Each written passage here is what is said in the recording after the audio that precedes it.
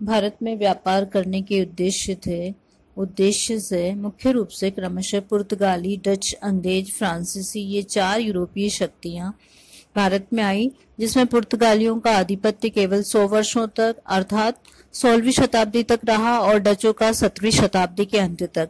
लगभग 17वीं शताब्दी के अंत तक अंग्रेज, पुर्तगाली और डचों का समुद्री सत्ता के लिए त्रिमुखी संघर्ष प्राय समाप्त हो गया था, जिसमें भारतीय समुद्र में अंग्रेजों को सफलता मिली। अब भारत में विदेशी शक्ति के रूप में केवल फ्रांसीसी अंग्रेजों को चुनौती देने वाले रह गए थे। फ्रांसीसियों ने भी बहुत सीमित समय में अपना व्यापार 1664 में आरंभ किया था और शीघ्र ही वे अंग्रेजों के प्रतिद्वंदी बन गए थे।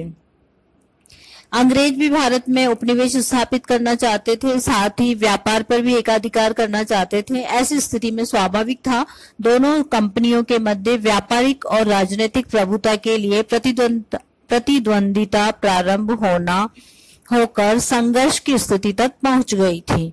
इन दोनों के मध्य किए होने वाले संघर्ष आंग्ल फ्रांसीसी संघर्ष कहलाते हैं और इन संघर्षों को कर्नाटक के युद्ध के नाम से भी जाना जाता है, क्योंकि ये युद्ध दक्षिण भारत के कर्नाटक प्रदेश के लिए लड़े गए। जहां तक प्रथम कर्नाटक युद्ध के कारणों का संबंध है, ये यूरोप के फ्रांस और इंग्लैंड के बीच आपसी संघर्ष का भारतीय परिणाम था। कर्नाटक के प्रथम युद्ध के निम्नलिखित कारण थे। ऑस्ट्रिया की राजगद्दी के प्रश्न पर यह युद्ध प्रारंभ हुआ था।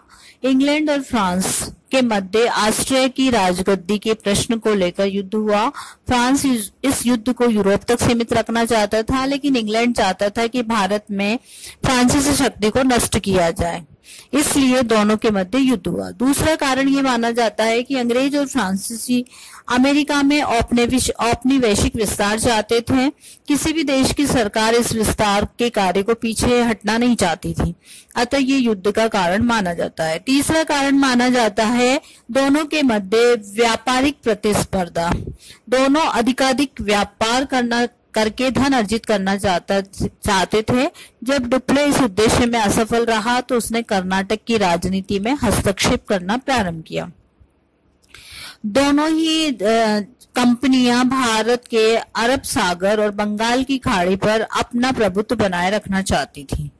ऐसी स्थिति में क्योंकि इन दोनों की जो व्यापारिक कोठियां थी वो समुद्री किनारों पर स्थित थी।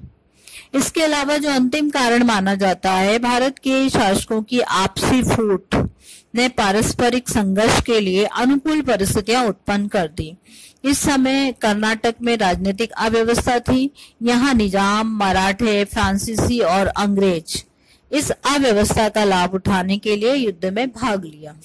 लेकिन जैसा कि हम जानते हैं कि ये युद्ध यूरोप की पृष्ठभूमि को लेकर प्रारंभ हुआ था, तो जैसे इंग्लैंड और फ्रांस के मध्य 1746 में महासंधि संपन्न हुई, यहाँ पर भी युद्ध समाप्त हो गया। युद्ध समाप्त होते ही जो संधि के जो परिणाम निकले, प्रथम युद्ध के परिणाम निकले, वो इस तरह से थे कि इसके अंतर्गत समुद्री शक्ति के प्रभाव को स्पष्ट कर दिया गया।